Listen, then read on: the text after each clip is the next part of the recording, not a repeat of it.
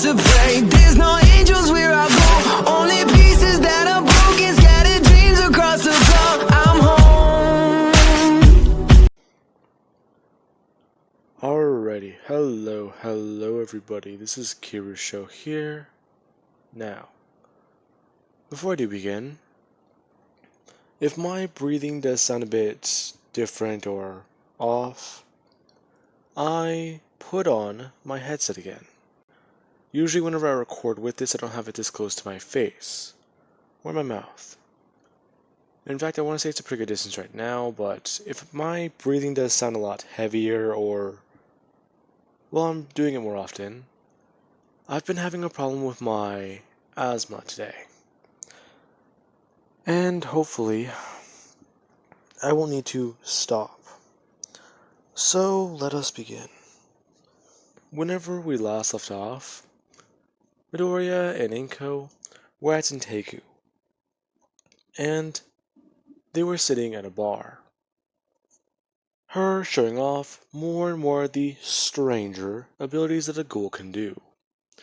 Some of the ones people have not practiced on. Uda, he specialized in, well, tattoos, makeup, and the way that a person's face is moldable to a mask. However, he worked on making his face his mask. Now, with that being said, that means that Inko, she does have an altered appearance. And she is a blonde. Now, that I'm bringing up now because I don't believe anyone has said anything about Inko being the pregnant ghoul and the video being online.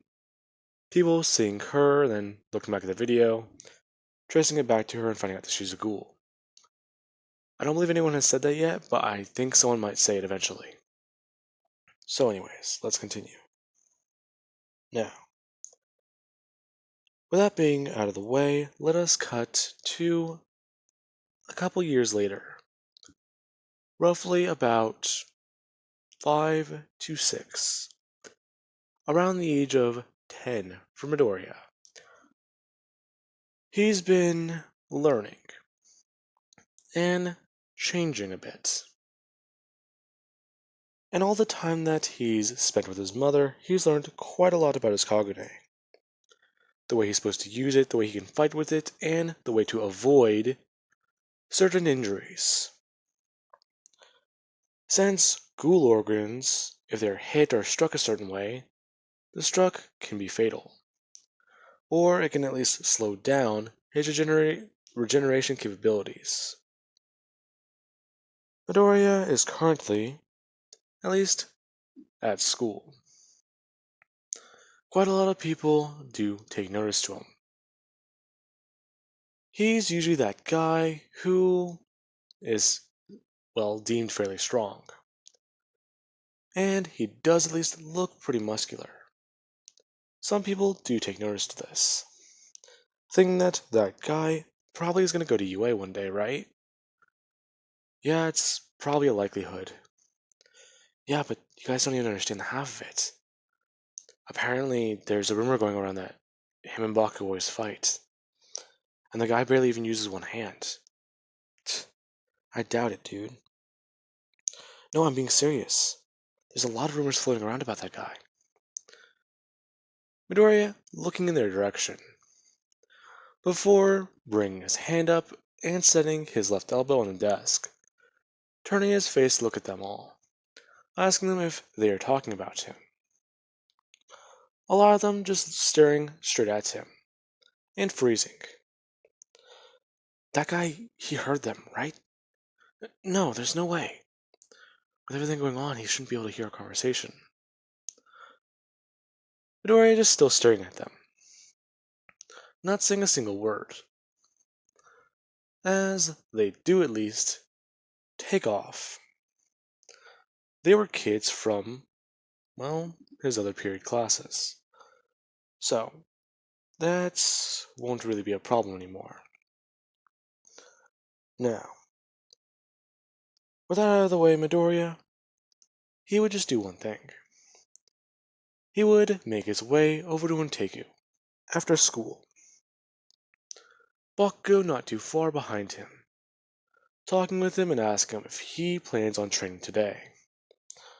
Midoriya is saying that he's thought about it before, but, well, his mom is trying to teach him more about his own quirk.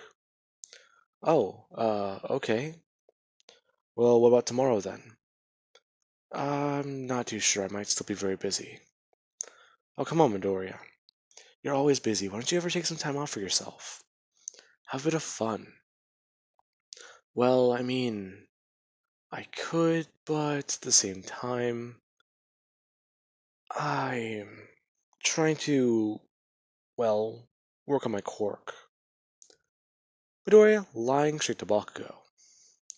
At least trying to sound sincere about this. Now, in this amount of time, Midoriya's not only learned the art of control over his abilities, but he's also at least learned a bit of manipulation tactics from his mother. In case he ever does find himself in a unique scenario. Telling Bakugo that he's very sorry and he wants to spend some extra time with his mother. In fact, she thinks that she can teach me more and more about my quirk. He's gonna be meeting with a friend of hers today, and he kinda does run in Deku, so I'm gonna be helping out a bit more today before they close, and hopefully if he's not too tired, he can teach me some more. He's a fairly old man, and I don't want to, well, keep him waiting, so I'm sorry. That being the way Midoriya words it. Bakugo actually at least understanding a bit. As he does say that he'll have to make it up to him on the weekend then. And that he does actually want to see where he lies. Besides, you do always win at the game. Now, the game, as I will call it, is quite simple. Bakugo has to hit Midoriya with a solid hand. Not an explosion, not anything like that, but he has to physically grab Midoriya. While Midoriya, he has to work on dodging and moving, along with taking the blows. So, if he does actually get at least a solid tap in on Bakugo, then that means that he wins. This being a way Midoriya can at least try and work on training this fake quirk. In reality, this does help him with combat techniques, and at least getting his body more used to taking damage. Hopefully, it will start building resistance to this type of, well, scenario. The CCG has been getting better with their weaponry lately. In fact, his mother had a run-in with someone the other night. A detective, or a dove as they're called. They do seem to be getting better and better weaponry. Now, Midoriya is still walking down the streets. And he does actually adjust his glasses. They're dark tinted so as to help hide his eyes. And hey, he does at least look pretty good with these on. A few people do try and give him compliments and at least try and talk to him a bit more. So hey, there's an upside to them. They're not something weird or nerdy looking either. As he's walking down the street. Now, Midoriya is at least trying to think. The guy in Deku.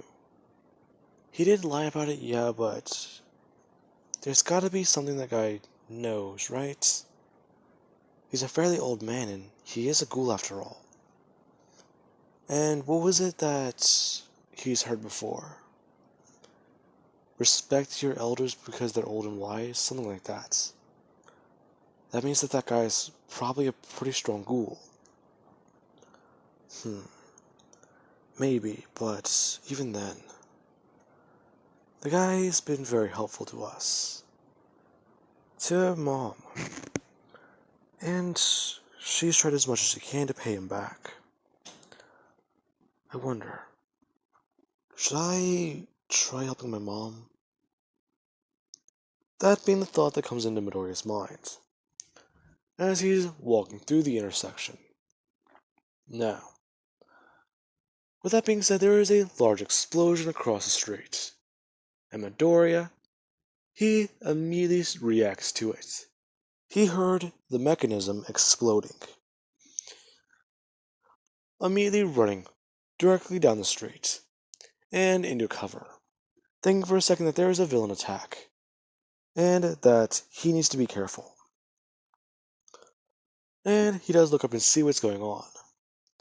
Quite a few people are coming around the area, and the police are currently trying to stop what's happening. As apparently some ghouls were outed. And this isn't just some attack. They're trying to go after and fight with a pair of doves who were enjoying a walk around town. The doves murdered their friend, and they do want a bit of revenge. Now, with that being said, the ghouls do begin to attack, and do try and take down these detectives. Quite a lot of people watching as Midoriya stands there, frozen for a second. Shit. He shouldn't really be here, let alone seeing this. But even then, he is curious. Him somewhat just standing on top of his cover. He's basically standing on top of a mailbox to try and get a better view. As he's watching the battle, the ghouls have different forms of, well, the weapon organ or whatever it's called, the sack. And he's watching as one of them do have a tail one, while the other does seem to have something coming out of his shoulder. That's actually pretty cool, as this other one directly blocks a CCG attack, and the other ghoul comes in, slashing upwards and cutting off the man's arm. While the other detective, he does come flying over the man, grabbing his weapon and stabbing it downwards into the ghoul's face, and down through his head, taking his own weapon and throwing it outwards, wrapping it around the ghoul's leg as he pulls upwards. The ghoul being pulled into the air, as his friend's body smashes directly into his own, and the two go barreling into the ground. The dove then making sure that this man is dead. Now, Midoriya doesn't see the entire fight. As soon as he watched the other ghoul get hurt, there was a loud sound. And there is a, well, kid in trouble. Now, directly in front of Midoriya, he looks up. He watches as a piece of the building does start to shake loose from the explosion and the battle currently happening. As one of the ghoul's appendages smashes into the rubble or the side of the building, causing it to start to throw things in shrapnel or pieces of rocks at civilians. Midoriya running across the street and trying to at least protect a kid. While everyone else is scattering, he is too busy looking at the battle. Midoriya somewhat just throwing his hands over the kid and pulling him closer to his body, as a large piece of rock smashes directly into his back and hurts him a bit. Midoriya is somewhat just wincing in pain, as some people do begin to start crowding around him and trying to help him. Watching as his body doesn't seem to be too damaged, there is going to be a slight bruising. The area does look a little, well, purple and is going to be turning yellow in a little while. But the kid did fairly well helping this little one out. Some people actually asking him what his quirk was. Midoriya explaining that he has a durability quirk, and that he'll be fine in a little bit of time. A lot of them, at least, curious about that. And the doves wanting to meet the young boy. He thought that a pro interfered with their work. If they did, then they'd have to jump through a little hoop with a piece of paper. Basically, paperwork. Since this kid was just some, wannabe hero, that means that he'll just have to say a civilian stepped in. That's at least good to know. The man shaking Midoriya's hands. Midoriya shaking his, meaning face to face with this guy, who introduces himself. Now, Midoriya would just do the same. Izuku Midoriya. The guy is someone just giving a curious look. Midoriya. He's heard that name somewhere before, hasn't he? Your dad wouldn't happen to be, or your mom. No, it was my dad, you were right. My dad's former CCG. After I was, born, a week later there was an accident. Midoriya looking down and trying to look sad, saying that his dad died in a car accident. And, he's been trying to help out with his mom. He was just gonna go meet her soon.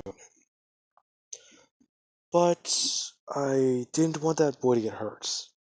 So I tried to step in. I hope that doesn't cause any trouble. The man telling Midoriya that was actually very well done. He made sure to protect the boy. But if he's gonna do something like that again, here's a pro tip. Get out of the way. And if you have time to pull someone closer to you, you have time to take a couple steps to the right or to the left. But I can't really judge you very much. Have a good day, young man. The man just waving off. Eventually, Midoriya arriving to Inteku and explaining what happened. Inko, she's not really surprised, but after she hears that he encounters CCG, that's what kind of ticked her off. And she does actually want to ask him a bit more questions. However, Midoriya is able to at least tell her that it was all okay. He got things figured out, he got them solved. And he put his skills to the test. That being the only way he words it. Her at least sighing, and saying that was good then. Asking him if he would like to clear tables and help out around them, since they're going to be closing early. Midoriya doing so. Now, with that being said, after they do close, that would be whenever they actually do start talking. Midoriya is going to be, finally, getting somewhat of a mask. He's had those shirts and the goggles before, but he also once, used what was it? He's not too sure on the specifics of it, but it was like what was it? A shower cap and face paint? It's very stupid. Basically, it's whatever was available at the time. Even then, he's just glad he doesn't have to do that anymore. As he does finally get his mask. It wouldn't be this, it would be something to cover both of his eyes, along with actually hide his hair, and at least exposing his ears, and a little bit of his neck. Basically somewhat like his mother's mask. Somewhat plain, and somewhat simple also. Since he does have goggles in his own, his mother does not, meaning that you'll actually see the glare of her eyes. Now, Midoriya does talk with the owner of Inteku. I don't remember what the old guy's name was, so that's why I'm not saying his name, for those curious. Now, after talking with him and his mother, they do actually get the information that they need. And Midoriya is very, very excited. Tonight he's going to be officially trying to help his mom. And she shouldn't have to worry about him messing up. He's been through a lot of training and been through a lot of tests. So, let's see where this goes. Now, Midoriya and Inko are actually running along the rooftops. And her eyes are the only thing shining that you would see to indicate that she was a ghoul. But Midoriya is following her. The two running at a very fast pace, almost clearing an entire block in less than 5 minutes. As Inko does actually arrive at where she needs to be, showing him exactly their targets. Tonight is going to be a bit of a bloodbath, and it's going to be very, very messy. Her telling Midoriya that whenever they get in there, they're going to need to be the three-eyed ghoul. That will at least catch everyone off guard. Then I can send you to what you need to do. Midoriya is just nodding, as she does actually pick him up, and then begin to wrap her Kagune around him. Midoriya using his own, and covering his body, along with protecting their faces, as he actually does duck down closer to his mom. That way they can properly at least do this, as he does actually unscrew the piece covering his ghoul eye. Now, these men are doing a bit of a business deal, and it's interrupted whenever the three-eyed ghoul comes smashing downwards into the building, and immediately comes looking up. All the men caught off guard, and screaming and yelling as some of them begin to try and open fire. That being whenever Midoriya, his Kagune begins to take damage, and being hit by the bullets. As Inko, she uses her Kagune and makes one tendril, sending it flying, as Midoriya gets thrown towards a group of these men. Now, quite a lot of the men are surprised and shocked, as Midoriya, he releases his own Kagune, immediately hitting a lot of the men and actually getting them knocked onto the ground, as they do actually drop their guns. Midoriya standing back up and looking around, using two tendrils and beginning to fight, actually smashing one man into a van, while the other one does actually try and start to fire on Midoriya. That being whenever Inko runs behind him, and actually smashes her teeth directly into the side of his neck. The man saw beginning to scream as Inko brings her hand up covering his mouth, telling him that screaming will get you nowhere, and that if he is too loud, the authorities will come, and that they will be left alone, with guns, weapons, and possibly something else. She's not too sure. What is it? Human trafficking? Drugs? More illegal weapons? Or is it something else? My, what is it? Inko very curious, as she actually does walk over to the van and open up the back of it, somewhat horrified at what she sees,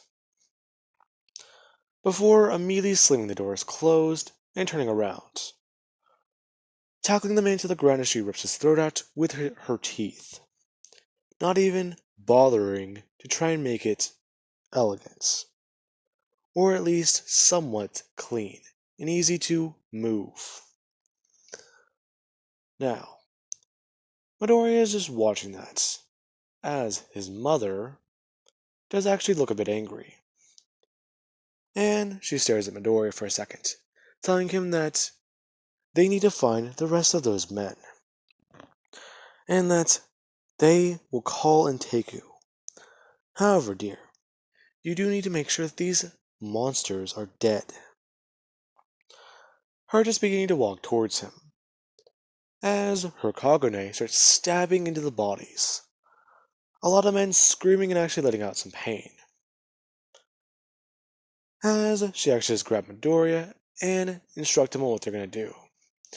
Instructing him that they're going to set this this van on fire, and then they're going after those men.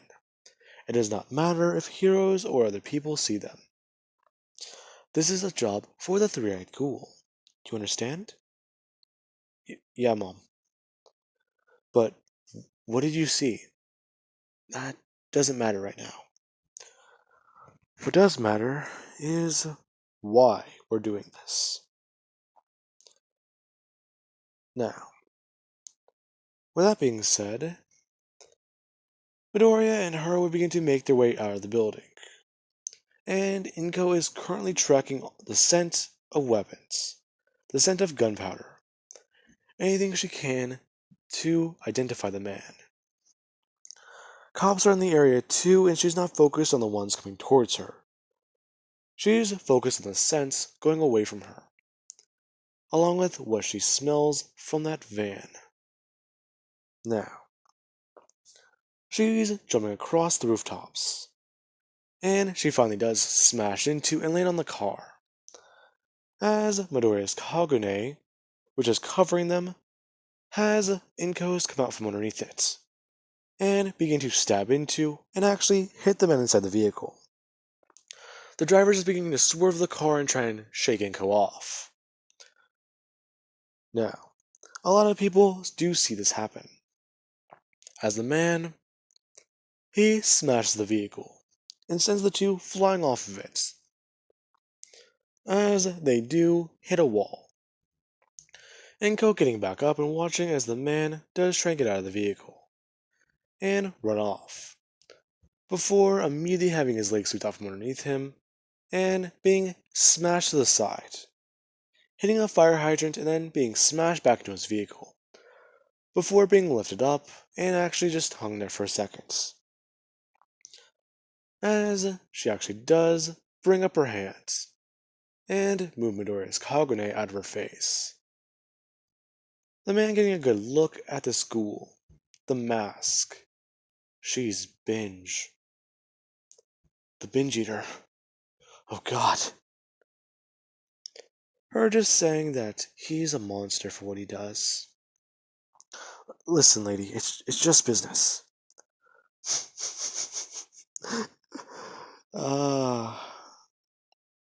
That's funny. You see, what I do is I eat. And that just so happens to require eating humans. I don't like it. It's something I have to do. And it's something that is needed for my survival. However, selling ghoul hides doesn't intend survival. What do you gain from that? Let alone the eyes and every other piece I saw in that van. You're just a butcher. And you're a monster. Oh no, no. I'm just a hungry animal, looking for my next meal. As the man gets closer and closer, Inko actually biting into his cheek, before retracting her teeth, saying that the difference between a monster and a hungry animal is simply what they leave behind. Ghouls don't leave behind a body, they eat the body. You left behind pieces. Something that's disturbing. If you disturb me, then I really am doing the world a favor. A spike being run through this man's gut, and him coughing up quite a bit of blood. Midoriya whispering to his mother that they need to go, get out of here, and that they shouldn't have gone in public. You always say we need to hide. Why did you?